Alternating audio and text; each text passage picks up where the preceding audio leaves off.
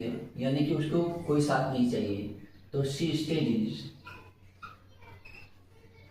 Studies on.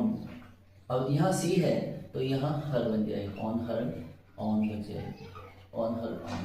वह खुद से पढ़ती है या अकेले पढ़ती है। अगर मान लीजिए हमें लिखना हो कि उसकी माता अकेले रहती है, तो उसकी माता अकेले रहती है, her mother lives on her own, यानी कि ये अकेले रहती है। तो ये विदाउट कंपनी ये पढ़ती है, और विदाउट कंपनी ये रहती है, ठीक है ना, यानी अकेले रहती है, ठीक है। Her mother lives on her own. अगर मान लीजिए हमें लिखना हो कि वह अकेले खाता है, यानी कोई चीज़ खाना है तो वो अकेले ही खाता है, तो ही eats on his on, ये करना होगा, ठीक है ना। यानी वो किसी के साथ नहीं खाता, वो अकेले ही खाता है, खुद से खाता है, ठीक है ना। तो उसको साथ नहीं चाहिए, कहने का मतलब ये। तो he eats on his own, ये हो गया। अगर मान लीजिए हमें लिखना हो कि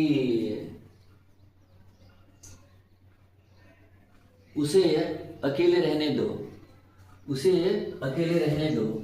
तो इसको अब जैसे मान लीजिए उसको साथ नहीं चाहिए, यानी कि अब इसमें क्या कहा जाएगा, उसे अकेले रहने दो, तो let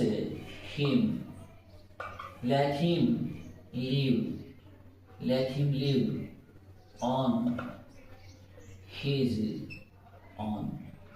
on his own, उसे अकेले रहने दो, यानी कि अपने अनुसार, यानी उसको अकेले रहने दो या उसे खुद से रहने दो। Let him live on his own, उसे अपनी मर्जी के अनुसार उसको रहने दो, ठीक है ना।